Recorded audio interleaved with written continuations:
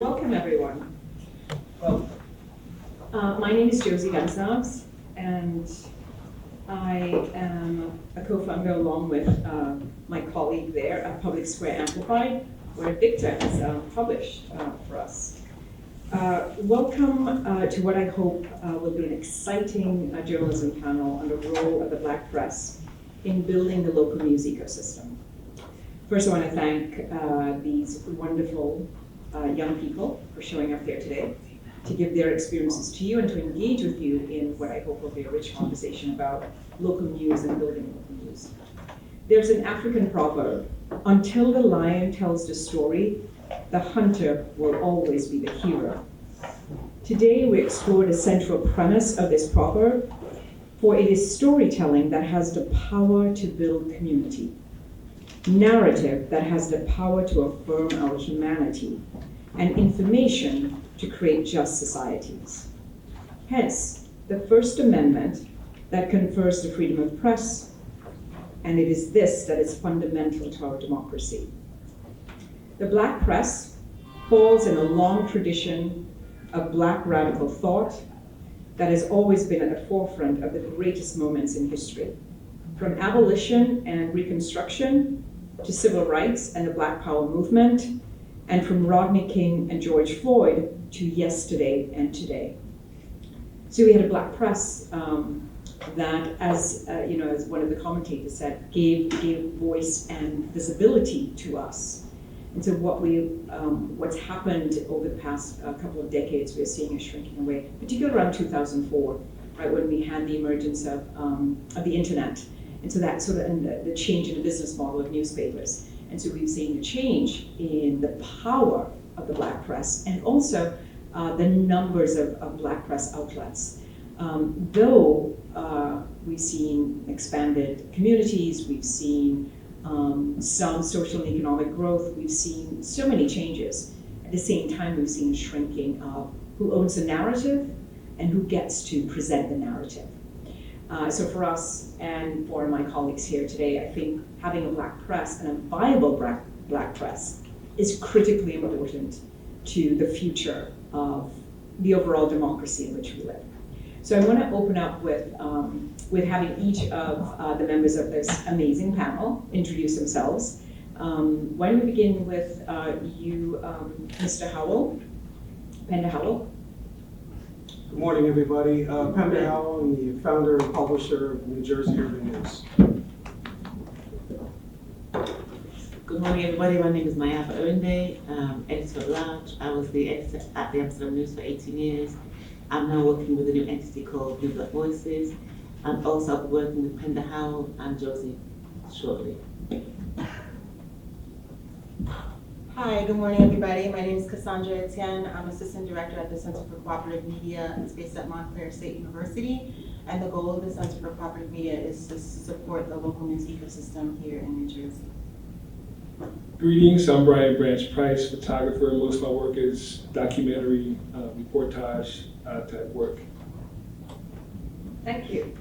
I want us to dig a little bit deeper, but just to sort of give some framing and context to the work. So tell us about, and you can decide who goes first. Tell us about your origins in building this, what we call our news ecosystem, and how it has intersected with building a Black press. Now, when I say intersected, meaning we've not all worked in all Black institutions or all Black press institutions. Some of us have worked in white institutions, some of us work in white institutions. So how is the work that you're doing in building the local news ecosystem intersecting with the Black press, and what does that mean? If you want to expand, you can also expand by talking about how your work is supportive of building a Black press. Who wants to go first? I'll go first. So I just want to start out by saying, as far as I'm concerned, media in general is important. How did I get started in this business? I started out in the general market media, or the white press, as you said. But being a young Black man growing up in the urban cities of New Jersey, it was very apparent to me that there were very little stories in the newspapers that promoted, edified, supported, celebrated people that looked like me. And so that was very apparent from a little kid. And so when I got into the media business here in New Jersey, general market media, and I started working for one of the largest media outlets in the country, which is based right here in New Jersey. I won't say the name, and it's not Star Ledger.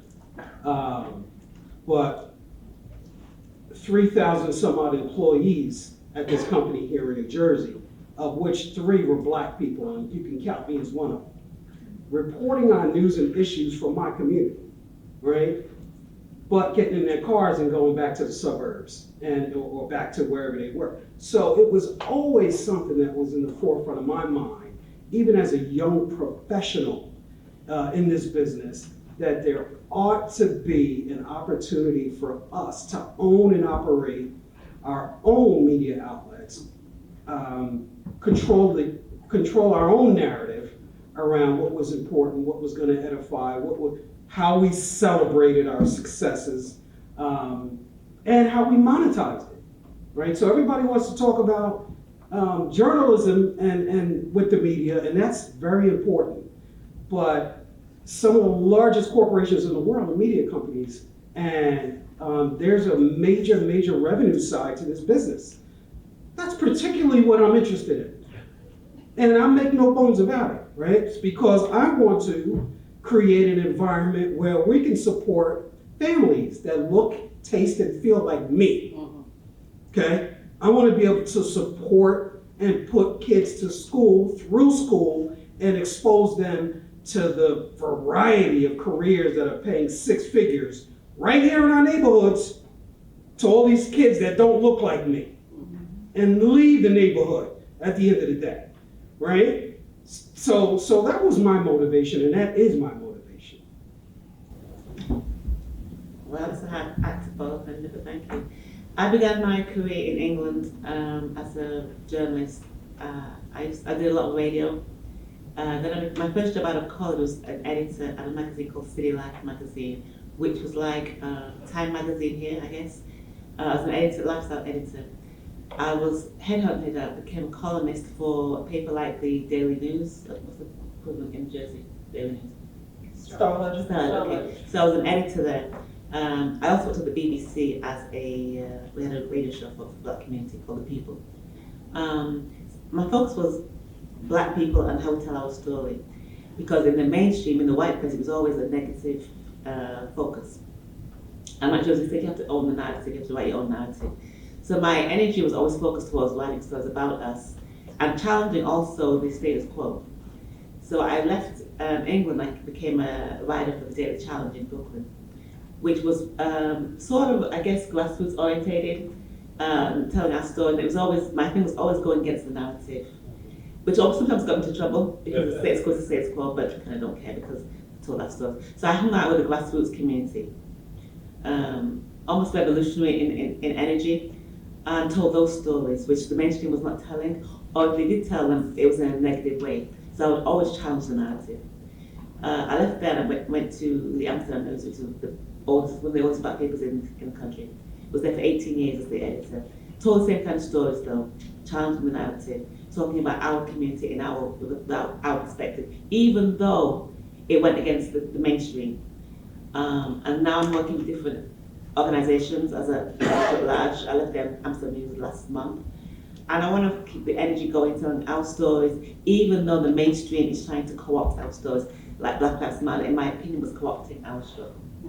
So I told that story, and it was hard to get that story told because people they were sold by it. They bought the narrative and they thought, yeah, that's the move. They co-opted our struggle. And so before then, there were so many different energies, so many different organizations that were really about fighting the status quo. They took it over, and it was white-led, and in a way, white narrative-led, even though it was our faces, in front of it. So my entire career is about creating independent thinking journalists who are not afraid to go against the status quo.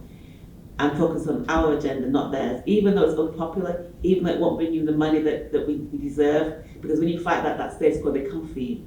But I believe in creating our own narrative, telling our own stories in our own way, and not being afraid to challenge the mainstream, who will always, they'll take our stories, because they like our stories, but they don't want to be us.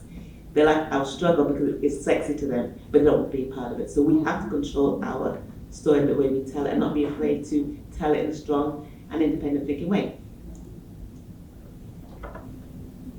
Okay, that is also a tough act to follow. I'm going to attempt to do that. I just think it's really funny how life works out. I'm sitting beside you, Nayaba and Penda, who had worked at the Amsterdam News. I, as a kid, grew up on 114th Street, Manhattan Avenue. So that means I would walk by the Amsterdam News all the time. I would see the paper, I would see the stories, I would see myself represented on its pages, and I would tell myself, one day I'm going to work for that newspaper. That's going to be where I get my start. Didn't turn out that way. I ended up freelancing for a little while for the New York Beacon. And then after graduating from college, I kind of like trying to figure out what I want to do. And started working at like the commercial outlets. I worked at, back when there was TRL, if anybody remembers what that is, MTV networks. I was up there, I was working on like specials for BET News. And then from there, like the kind of stuff that we would, for instance, at BET News, the kind of special that I would work on was one about, I think it was called Dying to Eat in Mississippi. It was about like the obesity crisis in the state. And that kind of, I'll do another illustration. After that, I went on to work for Frontline with June Cross, who's a brilliant independent filmmaker, teaches at Columbia University. I ended up working with her on like a Frontline special on rebuilding efforts in New Orleans after Hurricane Katrina.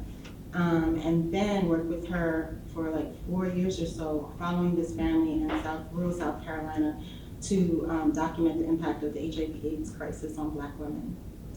And I helped to tell these kinds of stories, but always had a question mark in my head as to who I was telling these stories for, and why I was playing a part in like highlighting the traumas of members of the Black community. So I grappled with that, and I still continue to grapple with that. I took some time away from journalism. I worked at legal services. I was, helping do like produce little small documentaries about clients and just helping to spread the word about legal services, try to get for people to get access to legal counsel.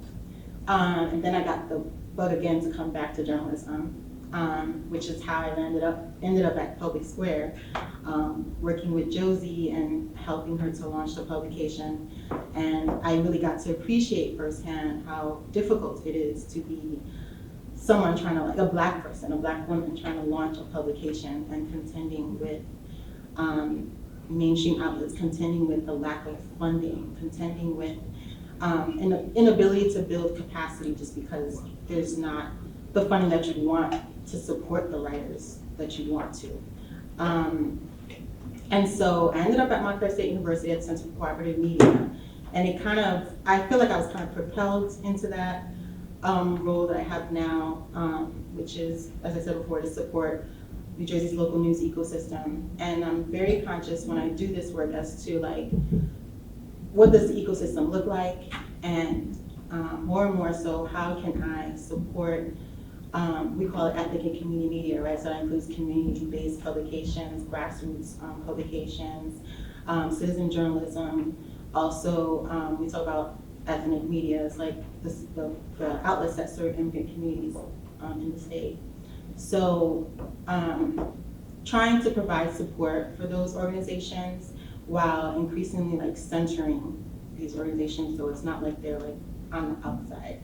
And local news ecosystem, people should think about ethnic and community media right away. And people should think about the Black press right away.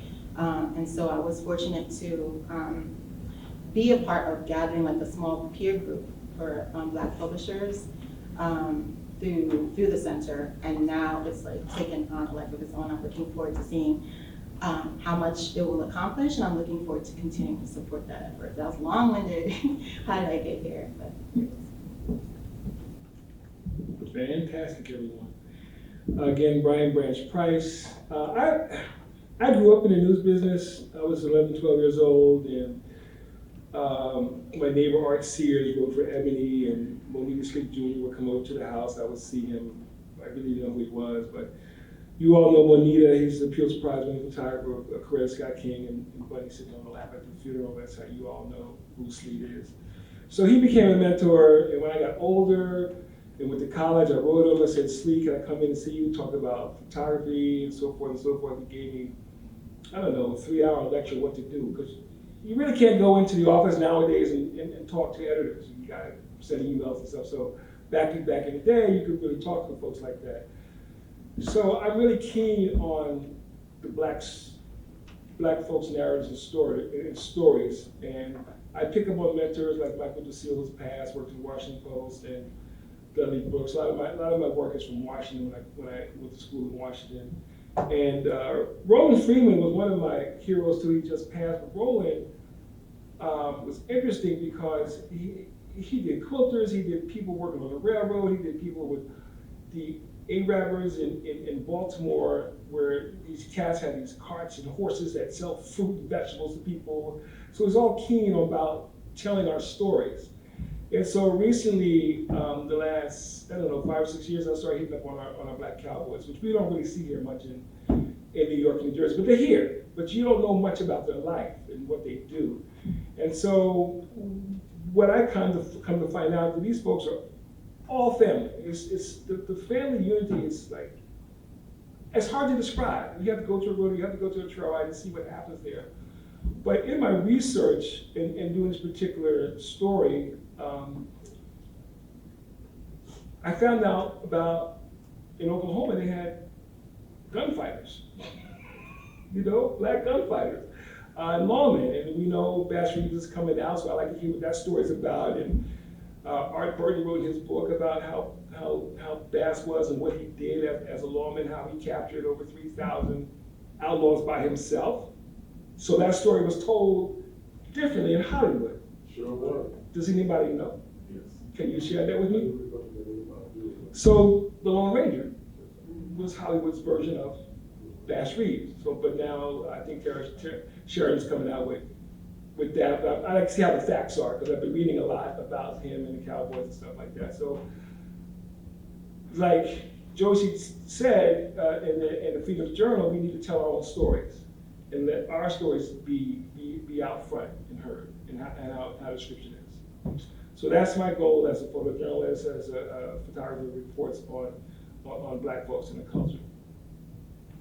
Thanks, guys. And by the way, Brian, of course, like everyone else, is connected to Public Square. And I photo edited photo. I'm sorry, Josie, I need to cut that out. But no, it's not just that, right? The most amazing photo essays are on our site, done by Brian Branch Price. And a couple of the themes, right? I think everyone sort of tapped on it, right? Penda sort of centered it. It's about the capacity of the black press to own their narrative, right? To tell the stories. When Naya talks about it, and when Cassandra sort of references how we building capacity, it's all about capacity. And it's all about, you have to have capacity to tell the stories. You have to have capacity to build businesses that create platforms to generate the kind of news that we had, decades ago, to make the changes that the news did for us decades ago. So that's going to be critical. And I think for us at Public Square, images are incredibly important to centering blackness, to centering community, and to centering narrative. And so Brian's photographs are just amazing, and I encourage you all to take a look at them. publicsq.org. Check it out. I've learned from Penda. I want to sort of go right into, and going back to that whole piece about capacity, right? What are some of the challenges that the black press has faced since 2004 with the democratization of the digital space? We have blogs emerging, we have news sites emerging. We saw the business model of newspapers and news changing. what are some of the challenges that we're facing? Anyone can take it. I mean, I can. This is, I mean, Pender really is the person, because this is about money, this is about revenue, this is about power. You know, I mean, there's so much to be said. Take your time. What are the challenges? I think, you know, our narrative being co-opted by mainstream media is one of the largest, right? And so it's something that's been tried several times, even when I worked for, all right, I'll say it, North Jersey Media Group. I just hate saying the name of that company, because I can't, you know, I just hate saying the name of that company. They tried to launch a Spanish newspaper 25 years ago. And then they tried to launch a black newspaper 20 years ago while I was working there. And I was appalled as an employee that, you know, here's this white-owned run 99% Caucasian company that's going to put out news and information for and about the community that I live in. And nobody that looks like me is working on the staff for either of the publications. It was simply a money play, right? So the demographic is changing, right? It's been changing ever since I've been hearing about demographics, it's been changing. So, right, like, so from my perspective, we've never really been the minority, you know. We spend the most money, you know, the minority majority has always been, it's always been here as far as I know, and I'm born and raised here. It's always been evident to me. The narrative changes when it makes sense from a dollars and cents perspective. And so when the business decision is driven by finance, they have very little credibility. And so those publications crashed and burned, right? Fast forward to today, the reason why there's a proliferation of supposed sites that focus on news and information important and pertinent to communities of color is because there's massive amounts of money that's available to it, right? But a lot of those sites are not real. So like World Star Hip Hop and all those sites, I don't consider that news. I mean, I don't consider it news at all. It's not edifying, but it's sensationalizing. To me, it does us a disservice. But it speaks to the mentality of a certain segment of our population. And so there's a place for it because they're making millions of dollars a year, right? So it just says to me, we have to create a space where stories can be told that uplifts and edifies in a genuine way, and provides an opportunity for writers and writers of color to tell those stories and to center the community in those stories. That when you have audience, you can monetize it. I don't think you don't have to resort to gimmickry. You can do good work, and there are folks that will appreciate it and thank you for it because it adds to the quality of their life. Sure, Brian. You know, Josie, Yeah. and I want to add to that. Ebony had that same problem years ago. Their main advertiser was cigarettes. Cool, Right. you know? They couldn't get the big dollars. And so you hear what, Cool Jazz, Newport Jazz, all out the cigarettes. So that's where the money came from. And to support products like Ebony and the Hampshire News, we need advertising dollars. So that our reporters and folks like that can get to those assignments to tell the story that we know. and you can look at it. You can look at Target, you can look at whatever, and you can see your face is there, but why aren't they advertising with our media? That's some of the problems we're having, get those stories out there. I just want to share that. Thanks. Manny? Does anyone have? Yeah, I just want, Yeah, just go want to ahead. add, Yeah. this, if everybody's paying attention to this 50th anniversary of hip hop, it's massive and everybody's talking about it. And you have old white folks talking about, you know, LL Cool J and Ice Cube. I'm just thinking, what the heck do you know about it? So I didn't participate in any of it because the hip hop that I remember that I know was the ones that was talking about the system, the Public Enemy, and the original Ice Cube and all of that. That was where the story was being told. So when I see this, it's about money, right? And everybody's involved in the 50th anniversary, all these big concerts and all of that, and it's all garbage because none of it is real. It's all about the money grab, as you said. So we have to focus on what we pay attention to, because if we didn't support it, it would die. I remember the Daily News in New York did a black edition. They tried to for like 2 minutes, and it was a horrible. They try. And we gave it like, what, 6 months, and it died of death, of course. But it's what we pay attention to, and it's what if we support the Ebonies and the Jets and the Avenues and all of that stuff, I'm public square now, right? And all the real black press, the real focus, the rules that goes against the grain, Jersey News, supported by everyone, right? Exactly. But all of that, if we support it, it lives. If we don't, it dies. So we have the powers in this room, is what we pay attention to. So we have to be about the real news. If it's about, right now, what's the top story right now? Jada Pinkett and Will Smith. Who cares? Who cares? Who cares? If we said, you know, we're not paying attention to that, it dies to death. It's what we focus on. If we want to talk about what's going on in Israel, Sure. or Palestine, as I would call it, Palestine. Let's do that. Let's talk about how the Ukraine war affects us. The billions of dollars are not going into our community because it's going out there. That's a proxy war which was created. War brings money, right? So they create a proxy war. Right now in Palestine, it's the same thing. Proxy wars, right? To the States. We have to make sure that we pay attention to the real story and tell them, we can't be afraid to say, you know what, that's nonsense. And we don't believe your narrative. I don't believe the story they tell about what's going on in Palestine. I don't believe it. I don't believe the beheading of children. I don't believe it. Prove it. But right now, where it's the cycle. See how, let's go. Black Lives Matter created to cause the movement. Then it was the anti-Asian stories. Didn't believe that either, because that's not something that black folks would ordinarily do. We don't have time for that. Then it became what? Say it was the migrants. And those sort of narrative is created to distract us, and we fought for each and every time.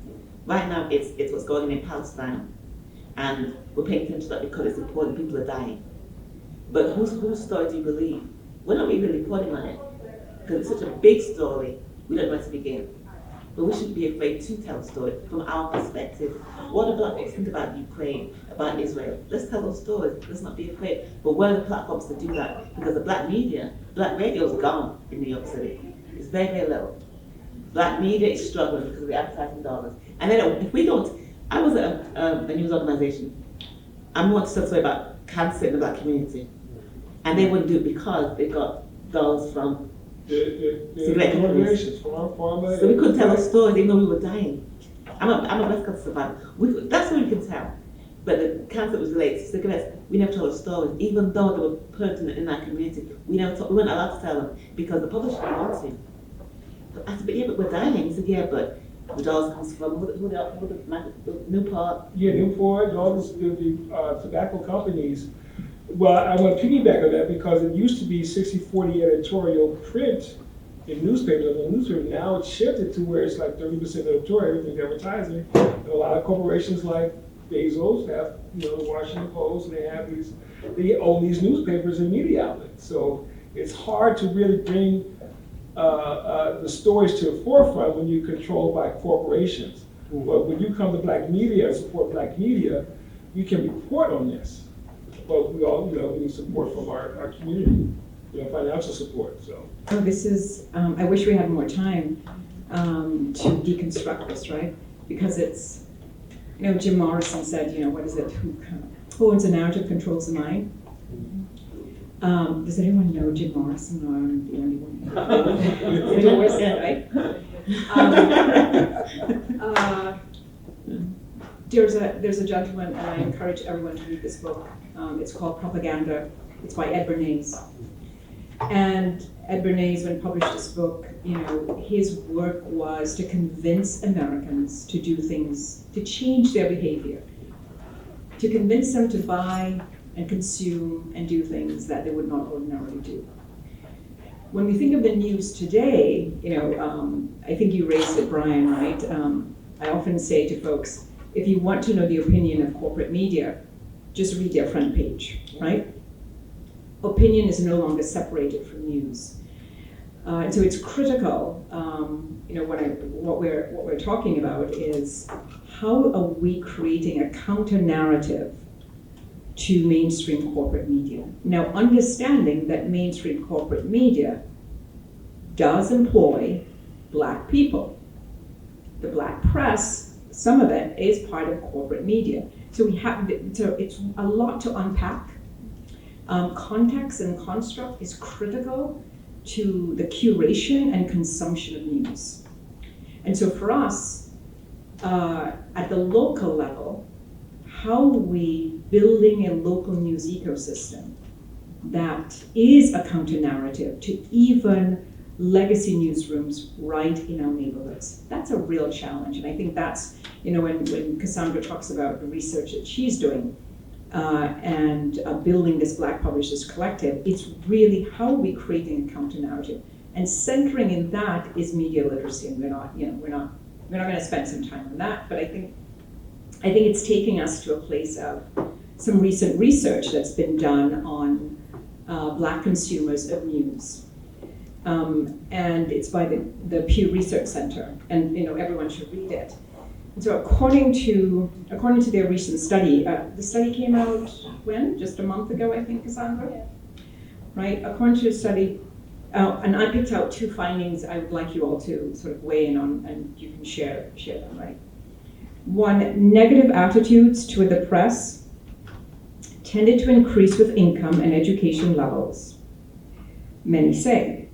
While 57% of those in low income levels said news coverage about Black people was more negative than it was about other groups. That number jumped to 75% of wealthier respondents, the study found. So who wants to respond to that? And the second part, right, and the second point to that is, while 40% of survey participants said it was important to see Black journalists report on issues about race and racial inequality, the race of journalists wasn't that important about general news. And I think I'm hearing a debunking of both of these things. So who wants to take the first data point, and who wants to take the second data point? I think when I go out in the field, I find that a lot of the Black community don't really want to talk to the press because they don't trust the press. And they don't want to see themselves not feeling like you're just talking about Josie, because it's always a negative light, it's always death and destruction and trauma, as you said. And people get tired of that. But if they trust the organ that is reporting, then they will open up and they'll talk for days. It depends who's doing the asking. But I remember doing a story one time in Bed-Stuy, a family got something, I can't remember what happened with the family, and I spent an hour talking to Channel 7. And then when I came to talk, they said, oh, we already did that. I didn't want to talk to me because the white press for them was the real press. So when the community trusts you, it's like black gold. If they believe the organ, they know they're going to get their story told, they will talk. Otherwise, they won't, they'll shut down. And people are tired of seeing, Black trauma.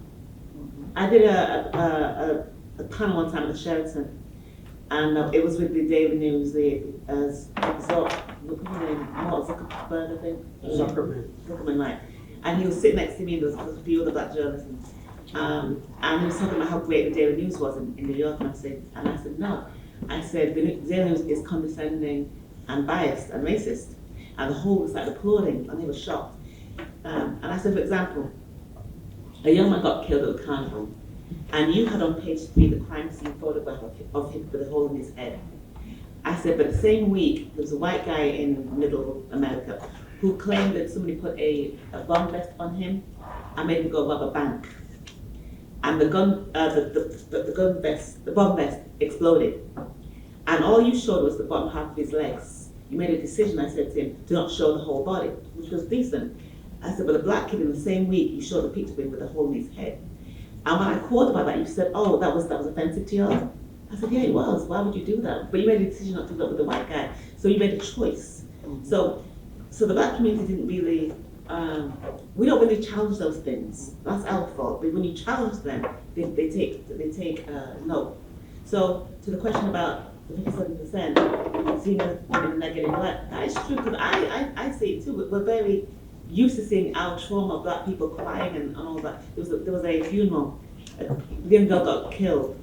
The car was out of control. This young girl, she's 12, she pushed people out of the way and got hit and died. So at the funeral, here comes the white press trying to say to the mother, well, can we come in? And I said, no. I said, tell them no. I didn't understand. I said, tell them no, because when casket comes in and you fall out, they're going to replay that scene over and over again on the news. That's what they want, that crying shot. Don't do it. Stop it. And so they said, okay, but I didn't do it. So it's about the trauma and how we used to seeing ourselves. And certainly, when we read studies, and I believe Professor Calfani is in the audience, when we read studies, we have to be cognizant of secondary data. Right? We also have to be cognizant of definitions. And so for me, and I'm not sure for folks on the panel, there is a difference between trauma and the engendering of stereotypes, Right. the engendering of bias, right? Which then presents unconsciously these sort of negative, internalized sort of ideas about ourselves, and also they're being expressed by those who are writing, right? So I think one of the things that, when we have more time, we can sort of unpack, because it's different, and we often sort of we also don't give a pass to those who are expressing news with their internalized bias. Brian. Yeah, I just want to piggyback what Naomi said about being out in the community and you know who your source is, who the reporters are. It's very important. Then you start to build up a trust in the community. And I just want to go back to Monita Sleet in this photograph, because what happened was there were a whole bunch of white photographers sitting right across from Mrs. King. And she said, well, what's going on here? And Monita was outside the church, couldn't get in. And she sent people outside, put them people out, said, this is where he belongs next to me.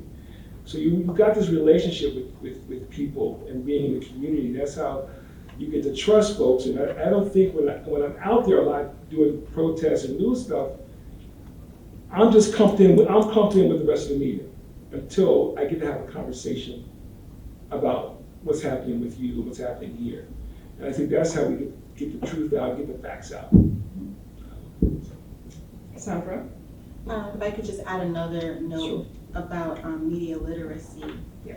I think that, it can be inferred that there is that correlation there between like the difference between the income brackets in terms of like how critical we are about the media that we consume. So, for instance, if you're more educated, if you've read more about the news, if you've read more about propaganda and how it's created, you might look at the news with a more critical lens and wonder what it is that I'm supposed to be, what is it they're trying to feed me and why. And so you're like a more well-versed consumer, and you're kind of like aware of the games that are being played. So I'm thinking of like the eyewitness news growing up. It's like, eyewitness news is like there's a typical witness that they tend to look for. And it's the witness that plays up to all these stereotypes. I'm thinking right now of the hide your wife, hide your kids person. And it's like, why is this image being like shown in rotation? What is the effect that it is intended to have? And as a consumer of the news, to what extent do I want to participate in that? I think that when you talk about the Black press and the reason it came to be is because we weren't seeing ourselves. We weren't seeing ourselves portrayed as humans in mass media. So we're like, we're gonna take up this narrative for ourselves. Like Brian was saying too, like too long have others spoken for us. We wanna plead our own cause. For pleading our own cause, now, there are various concerns as far as like building capacity, finding money to sustain ourselves as outlets, but then being like responsible responsible with the truths of the community, responsible with the perspectives that we share. You know, I feel like the Black press, when you talk about issues of racism, racial equity, the Black press has historically spoken to these issues and needs to continue doing that, because otherwise it runs the risk that these will be forgotten by the typical news cycle. There's not enough time. There's time to do, like, drawing the sensationalism, not as much time to do the in-depth reporting, to go back and talk to community members and see, like, what is the, okay, we've had the trauma, we've had, like, the impact, the negative thing that has happened. What is happening in the community years beyond that event, and how are they healing from it? So. Which is why you need an end to urban news and you need a public square amplified. Yes, sir? You know, I wanted to just add a wrinkle to that, because on the other side of it, I do a lot of interviews. And so on the interview side, the challenges that often have to think about, okay, what type of trickery are they trying to take with the questions, and say as minimal as possible, because otherwise, and see, a lot of people who don't speak a lot in the media don't understand these kind of narratives, if you will, because when you speak too much, you know that they're going to take whatever snippet that they have. So you can only give snippets that are things that are okay. Even if they edit them, they can't tweak them in a way that's going to be damaging. Specifically for me, as the director of the Africana Institute and somebody who's working in the community, is for African people, right? So not just me. You know, some people will get interviewed, they're happy to get interviewed, and I enjoy it as well, but I know that here I rest in a space where anything I say is going to represent this community, because that's my job in part, right? And so we have to think about those kinds of the two-sided coins. And I've had some African press that's been very different, right? This brother here is a great journalist. He has his own publishing company out of Nigeria, and he does some great work. And it doesn't mean it's not critical, but that our critical is different than other people's critical, and we have to think about those kinds of Nuances. and Yes. symbiotic relationships. And let me just do, I think, piggyback off of Naya, right, and Cassandra. So there is a persistent question in a contemporary news issue right now. And every journalist on television poses this question: do you support Hamas? Right? It becomes a defining moment in our psyche, because that question gets asked over and over again. And the question really is, what are we attempting to answer with that question? So when we talk about media literacy and we talk about what's critical and how we are engaging a public, because the role of the press is to support a citizenry that's engaged, that understands the issues. So what are we trying to answer with that question? And often when you read news, it's what are people trying to answer? And what are you curious about? And that's the rigor that we have to engage in. For us as frontline journalists and local news organizations, our job is to, as Cassandra said, right, after the breaking news, after the pomp and circumstance is over, like, how are we understanding it? Because we see ourselves as members of the community as well. How are we understanding the issue? How does it impact our daily lives, our daily functioning? And that's really what the news was. I mean, we were doing news before journalism schools existed, right? You know, I mean, Frederick Douglass didn't go to journalism school, and neither did Ida B. Wells, but we tout them as great journalists. So let's, and the men who produced Freedom Journal, right, didn't go to journalism schools, but they were storytellers. And so storytelling is, as I said at the very beginning, central to building community, including in it the second data point I raised, right? Well, 40% of survey participants said it was important to see Black journalists report on issues about race and racial inequality. The race of journalists wasn't that important about general news. And I think she's raising something. And when you answer me, I want to encourage you to remember what we've been talking about, right? who get to curate that news and who gets to say yes or no, right, in newsrooms. I'm going to start with Brian. Just to go back to what you said, if you remember having Don Lemon, his interviews with the presidential candidate and somebody else, next thing you know, he's gone. I mean, we look at Don, we like his face, but he can only say but so much under his direction from CNN. You know, he has a trusting face. We like what he says, but how much is that? Can we chew off of? Right? So, but we know what happened with his career that those two interviews. Well, I mean, I think we also know what happened with, to that point, the Black television network. All right? So, Black folks fronting the organization, the real money behind the organization, were not Black folks. And the stories came off generic. It wasn't authentic. And within 9 months, that station was off the air. Yeah. Right? $1 billion some odd dollars down the drain. But they're all reading from the same script though. Yeah. There's no Black person saying, you know what, people are revolutionary. There's Right, no person right. like, you know, Black card, none of them, because they're not Yeah. supposed to. Yeah. Even when they're trying to hint at it. So blackface just means what he said. It's about money and conning us into thinking it's about us. Right. Because the issues are not being discussed still. And it's not being, I remember Dominic Carter of New York, one in New York, interviewed Khalid Abdul Muhammad, who was doing the Million Youth March at the time. And Khalid Muhammad said to him, do not ask an idiot question. And do not ask questions that they got told you to ask me. It's just two brothers talking, right? Dominic Carter, bless his cotton socks, went ahead and asked him some idiot question. And Khalid Muhammad responded as Khalid Muhammad would. And he was off the air for a minute, didn't see Dominic Carter. Because you have to read from a script and give them what they want. They want the stereotypes. They want to make sure that you stay with the status quo. Right. That's their agenda. So more Black faces, more pretty Black women with you know beautiful hair and all of that, nice clothes, doesn't mean that we're being seen, or doesn't mean that our issues are being discussed in any other way other than the way they want. They read from the script. They're told in the morning, this is what you're going to say. Don't be off the script.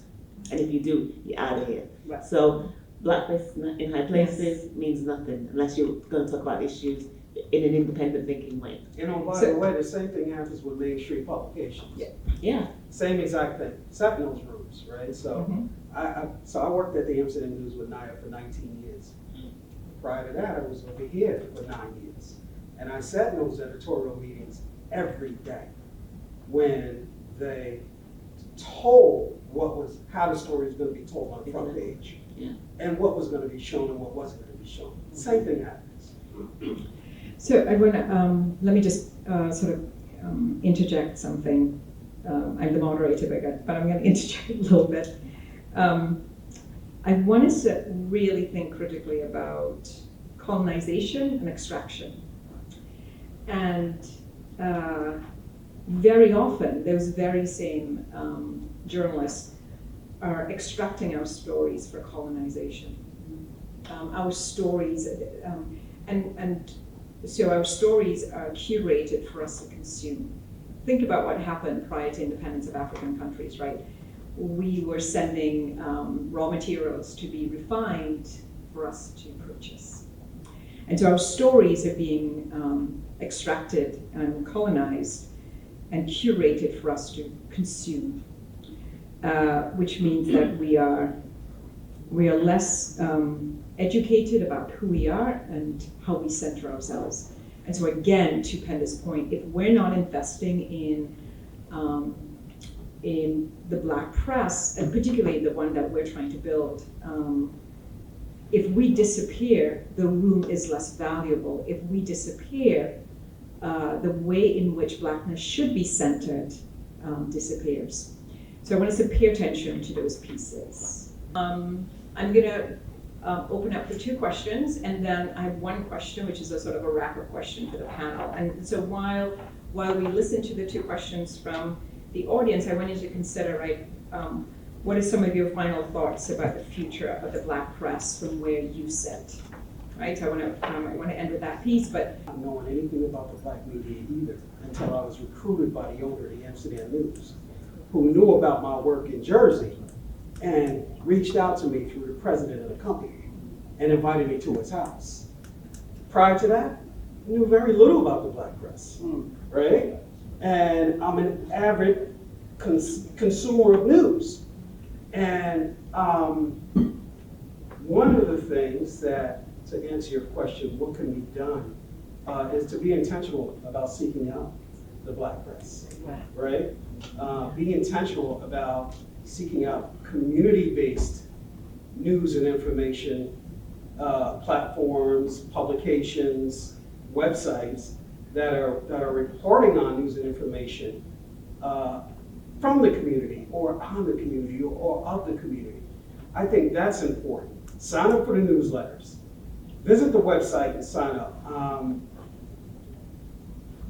The economics, I want to go back really quick to one thing Josie said earlier about the narrative being controlled by mainstream media. We don't have the luxury to report on BS. We don't have that luxury. Our stories have to be factual and accurate because that's all we can afford to produce. So the mainstream media, they have a whole separate budget, 10 times my operating budget, to talk about marketing and partnerships and fluff. And so we can't do that. So our reporting has to speak to that. But we need to do more of this. People need to see us more, know that we're around and available. And quite frankly, we need to do a better job of as business owners, of promoting the work that we do. Right. I should know you. You're an independent journalist. You should be writing stuff with me. Yeah, I just want to say, I went out to Bradley Court apartments and met with a brother who I saw on a protest, and he says, come out to my community, let me tell you what to do with the kids. Now, this gentleman was 30 years old who at 14 lost his parents and had that village raise him. And I asked him a question, well, who signed your papers when you came from school? Well, I really can't talk about that right now. But the point is, he's back here where he was raised, helping out the children and checking out the homework and make sure everything's straight. So that's how I get connected with the community. I find out, well, what's your name? What you do here? Simple questions, and they open up to me and tell me what's going on. And then I report back to Public Square and say, hey, I got a good story, it's going to be pretty good. And I would encourage you to do the same thing, just talk to whoever in the community, talk to them, say, hey, what's you about? So I think we are at an end. Final thoughts, and I know you're all journalists and storytellers. Let us keep it to 30 seconds, which means you'll take a minute. So I am neither a journalist or a storyteller. I am strictly a businessman. And it's about economics for me, which is the media business. I own the company, and my goal is to create an environment where journalists can tell their stories. But I am squarely behind creating an opportunity for us to have economic wealth. So I am a writer. I'm an editor at large. I'm a consultant, all that stuff. But I am a writer how I like to tell our stories. So the answer to your question today is like, yeah, you're right. We should do a better job of letting you know who we are. But we're here. Right? I'm committed to telling our stories in an independent way, which is both a blessing and a curse, because when you're independent, you don't get those phone calls from corporations saying, don't run that story. Right. So we run them anyway. We've got to tell it from our perspective. So you join us. We want you. We're ready for you. I love being an independent journalist. I know, I'm a liar, I'm a blabber. Thank you, appreciate it.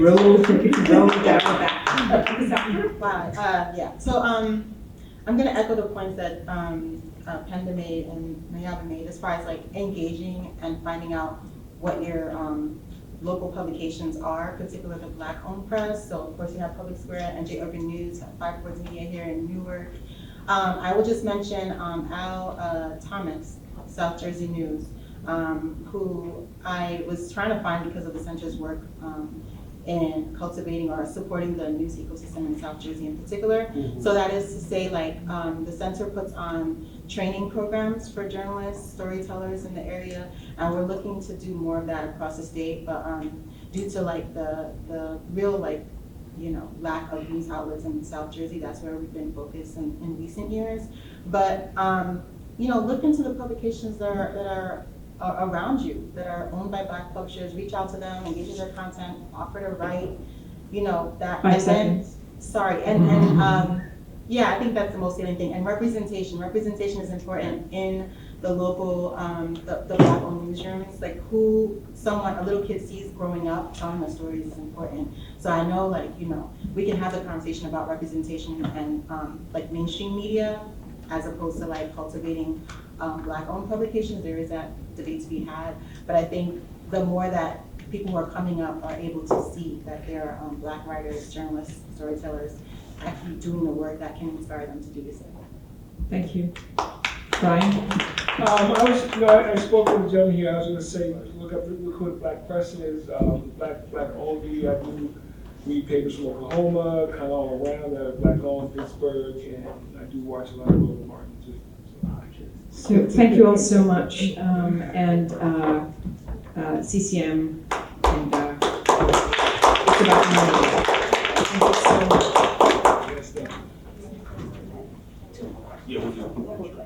And just, can we give a round of applause to Josie and to the wonderful panel on journalism. My name is Dr. Kalfani. For those of you who don't know me, I am the director of the Africana Institute. This is the 11th State of Black Writers Conference, a symposium. And we are getting ready to move into our next session. But once again, I appreciate you all and thank you all greatly.